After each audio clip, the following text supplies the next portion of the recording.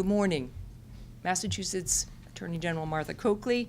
I have with me today State Police Colonel Tim Alben, Superintendent Chief Daniel Linsky from the Boston Police Department, Julie Dahlstrom from Lutheran Social Services, Audrey Morrissey from My Life, My Choice, and House Judiciary Chair Eugene O'Flaherty.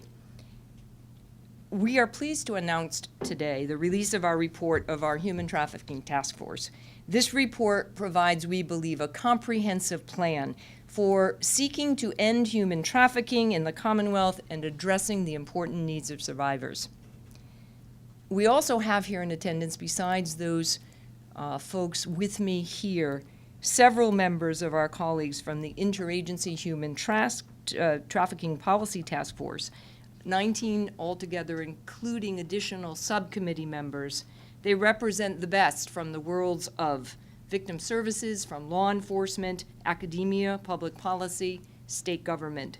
I want to thank those members of the task force who are here particularly, but for all the members of the task force and our hardworking subcommittees for bringing both their expertise and their passion to bear on the work we've done for the last 18 months, as well as this comprehensive report, which I'll note in a minute is not the end of our work, but frankly the beginning of it. This committee has owned these recommendations, and I think their dedication to the work individually with the agencies they represent and collectively are shown in what we've been able to accomplish. Now, this report was mandated by the human trafficking law passed by the legislature in 2011. It was a comprehensive statute. We still believe it's one of the best in the country, but we also knew, as the legislature asked us to do, is to look at what else we needed to do to make sure that statute would work. And so we have done that. We have provided a comprehensive set of findings and recommendations for Massachusetts. We believe they are among the most comprehensive in the country, and we think that it sets a new bar for how states should be approaching the fight against human trafficking. Human trafficking is a brutal and a dehumanizing crime, and because of its nature, it often goes unreported. These are victims often with no voice of their own, and often with very few voices to speak for them. Because of that, many people think it just doesn't happen, or they think that it is victimless. But we know that these victims are often children who are fleeing an abusive or neglectful home. They are teens who should be in school instead of being sexually exploited online, in the street, in hotel rooms. They're often people far from home who are brought to this country or to Massachusetts without the support of family and friends, and often brought here in very deceptive circumstances about what their life is going to be like. Unlike the sale of guns and drugs, which when sold are out of the trafficker's inventory, a trafficked person may be sold over and over again for labor, for sex, or for both. And so, as you might imagine, it has become a very lucrative business. My own experience with learning to see human trafficking goes back to my days when I served as chief of the child abuse unit in Middlesex County in the early 90s. I often worked with these victims, sadly, often young women, whose first point of contact with the system was as a defendant, had been arrested, for instance, for soliciting for sex. And they got a record. They were occasionally disclosing they were victims, but not always. And at the time, the system unfortunately focused on them rather than on the buyers and the enterprise sellers or pimps who went about their business. It's why, for instance, in this statute, providing for the safe harbor provision and making sure that we implement that for these young victims is so important. This report examines the issue of human trafficking and makes recommendations to help identify trafficking victims, strengthen our ability to help survivors, and ultimately seek to end trafficking in our state. At the center of this report are recommendations relative to victim services. We need to develop capacity to serve survivors, and particularly in the short run, we have such a lack of services like safe houses for those who are victims of human trafficking, particularly when we bring cases, when we arrest, when we indict. We need to focus on reducing the demand. Because as long as there is a market for this, there will be those who attempt to fill that market. We need better data collection and information. We need definitions that are similar at the federal, state level, and we need screening tools, and we need coordinated data collection so we can get the full picture of what this looks like. We need education and training so that we can shine a spotlight on trafficking for first responders, for healthcare, and for teachers. And also, we need to definitely amplify our efforts at public awareness of this crime. Each one of these recommendations in our report will make a difference, but we also know that working together, they complement each other and give us the opportunity to efficiently use resources and get the best result for the Commonwealth. And as I mentioned earlier, we are keenly aware that this is a beginning and not an end. So the report also identifies next steps for Massachusetts. We have prioritized 5 areas that we agree require the most attention. First, as I mentioned, a priority is obtaining the resources necessary to provide for safe houses for victims, short-term and long-term. If we are not able to provide that, then all of our other efforts will not amount to what we'd like to see in combating trafficking. We also know we need to do more work around the issue of labor trafficking, identifying victims, understanding that problem, and addressing those who would traffic in labor victims. Better data collection, we need much more work on that.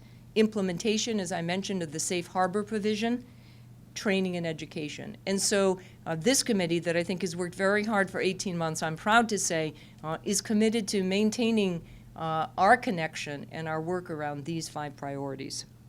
On the issue of safe houses, right now in Massachusetts, there are very few places that are available for victims of trafficking. Law enforcement and victim services are forced to scramble, often on a Friday night or a Sunday morning, for expensive, temporary, and ultimately inappropriate housing for the victims of this kind of crime. They've been through the worst imaginable circumstances for a long period of time, and safety and our concern for their safety, short-term and long-term, has to be a first priority. There's an urgent need to address that gap, and we are going to focus on it. The recommendations in this report are neither complex nor really resource intensive, and we believe that we can work to make this work in Massachusetts. But they will take will and cooperation.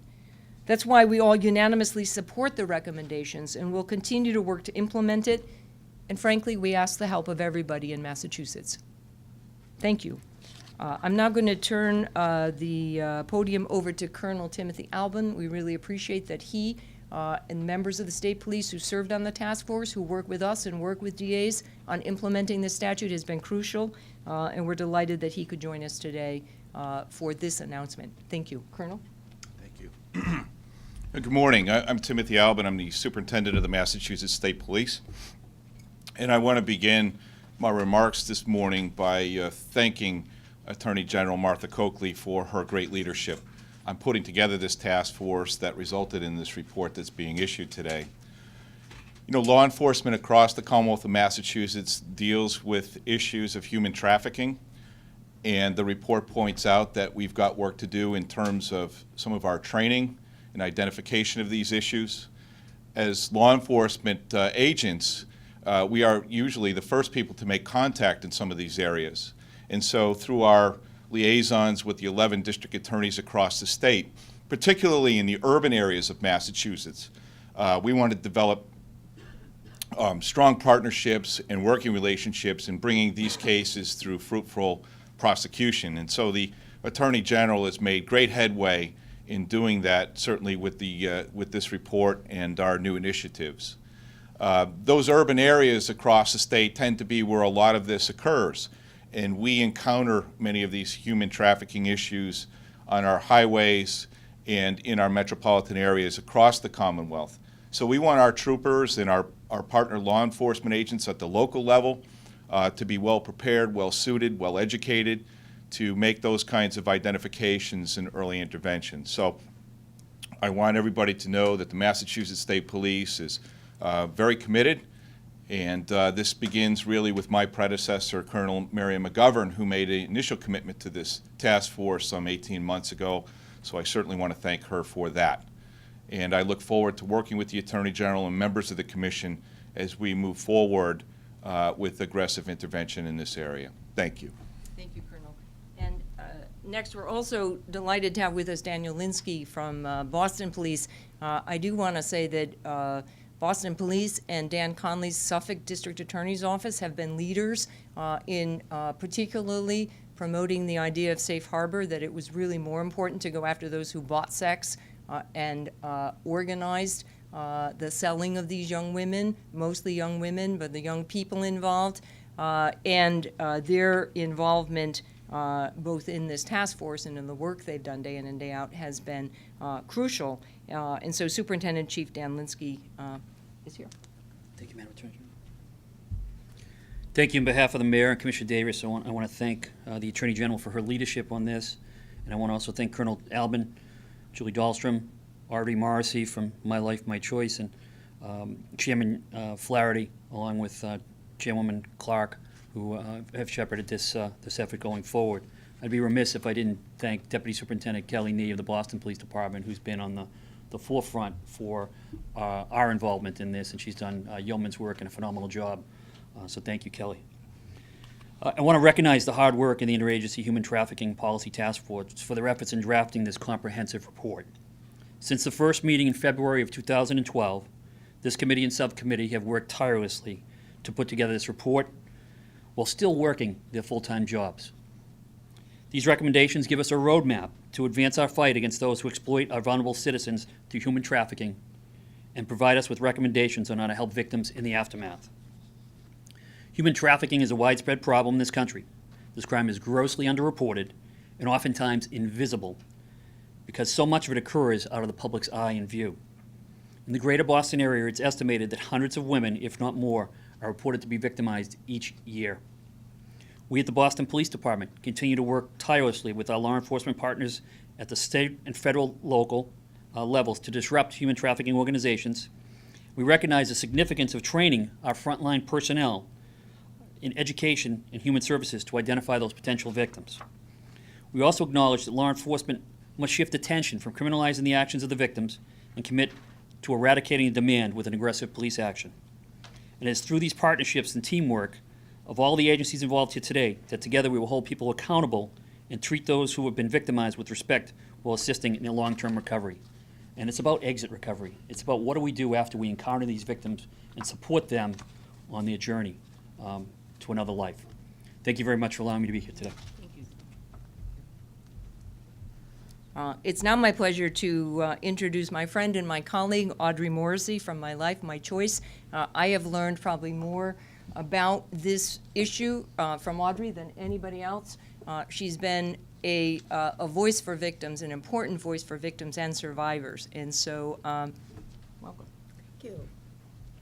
Good morning. I work for a program called My Life, My Choice, of which I'm the associate director of, but I'm also a survivor of the commercial sex industry. And so I don't want to really talk a lot about that, but I just want to let you know how meaningful this is for me to make a difference, because I also come from an era where the child, I was recruited at age 16, didn't get out until I was 30. There were no services. The only way that I could cope with what was going on, you know, the abuse and all the things that I went through, was substance abuse. So because there were no services, the only way that I could deal with all that I was going through and to numb myself is I became a heroin addict. And it was only through substance abuse treatment that I came out of the life. And when I look back at that, I think about how that could have been avoided had there been services, had there been somewhere to go. You know, I came from the place of the old combat zone, and whatever you got, you deserved. There was no protection for the children. The children were arrested. The purchasers were let go. We were abused by, in those times, police officers, the Johns, the pimps, and that takes me into the domestic violence, the work that they have done, and how we're all on board. And when I think of a woman who has suffered domestic violence at the hands of one person, I feel for that woman. But when I think of these victims who are being abused by the pimps, the purchasers, over and over and over again, I also think of the young women that I work with, because I work with children who are under the age of 18. And what I see now, I've been in this field for 10 years, and a lot of these girls have aged out of the system. They're always going to place a child in protective custody. But what I see happening now is that when a victim turns 18, now she's no longer a victim, and then services are closed. So that same young woman who was 15 years old, brought into life by a pimp, and is still with that pimp at 18, I'm starting to hear now that's her choice. And that makes absolutely no sense to me. And there is nowhere for our adult women to go once they turn 18. And we need services. And there are lots of survivors, the importance of survivors coming to do this work. And there are a lot of women who have struggled through, who have made it out, and who are willing to work to serve these victims. And so this is something that we have to make happen. Just like we have services for substance abuse, domestic violence, these victims need services as well. So thank you.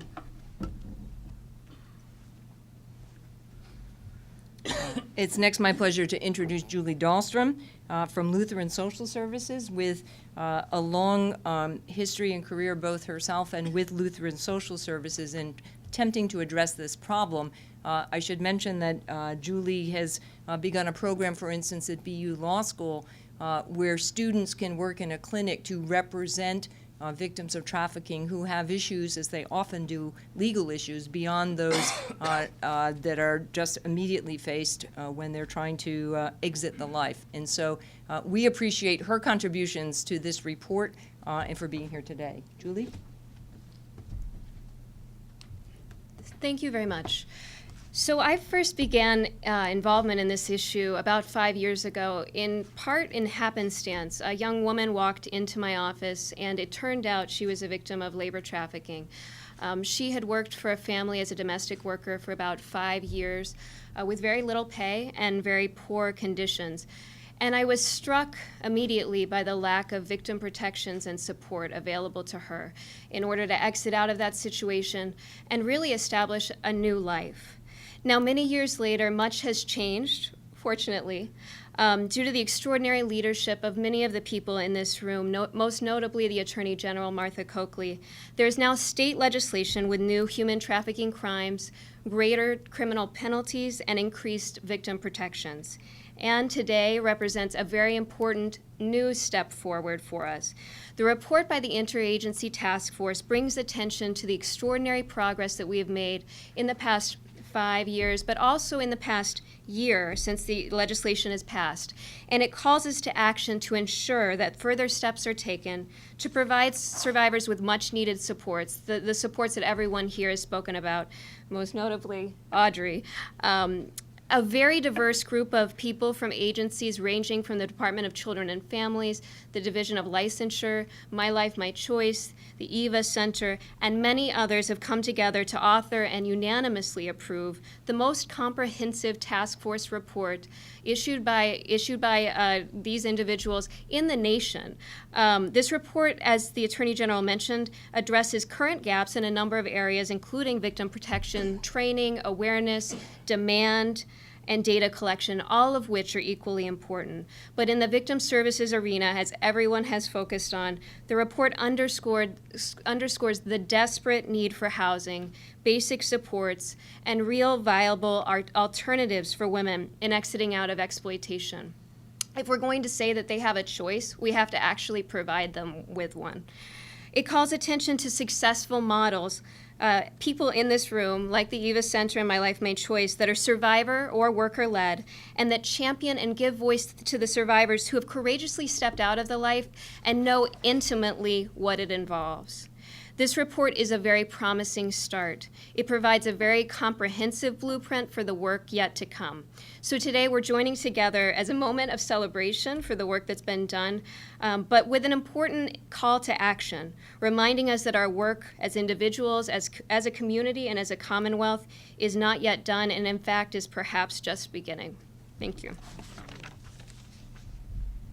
Thank you. And before I introduce our House Judiciary Chairman, Eugene O'Flaherty, to whom we owe great thanks for his help in making sure we got this statute passed. I just want to give a big thank you also to Senator Mark Montigny, who was, frankly, one of the first legislators to identify this problem, the extent of it, the need to address it in Massachusetts, and whose work on this issue really started us down the road to where we are today. His help also with this bill was extraordinary, but Mark was one of the first in our legislature to say this is something we need to address. So we appreciate that, and we offer him thanks.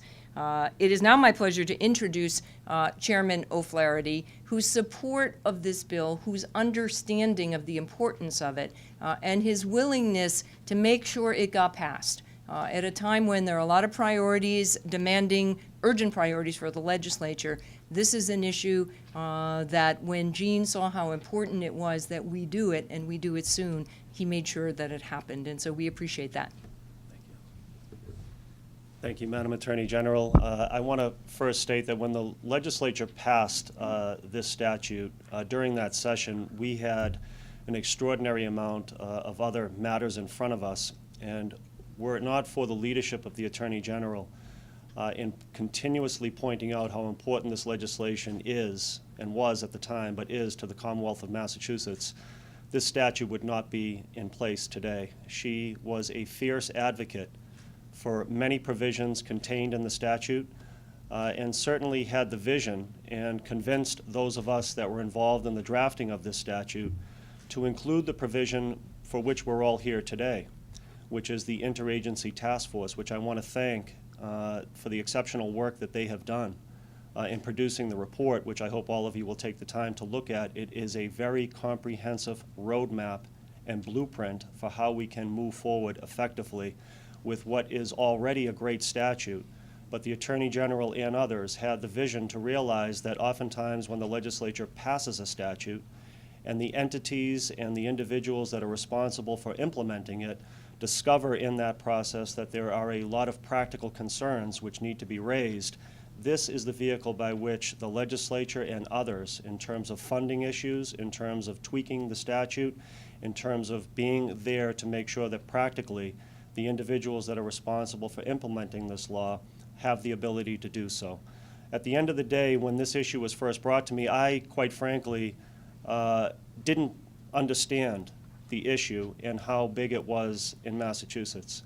I always thought of this issue as somewhere else, or somebody else was dealing with it. But when the Attorney General and her staff and many others brought to me facts and statistics of just how prevalent this issue is, not only here in the Commonwealth of Massachusetts, but its interaction with other states and the networks that are involved, it was a real eye-opener for me. As one individual member of the legislature, under the leadership of Speaker DeLeo, we made this a priority. And the Attorney General is the reason why all of us are here today. And many families and individuals and victims have her to thank for this report and the implementation of this statute in the Commonwealth. Thank you. Thank you, Mr. Chairman.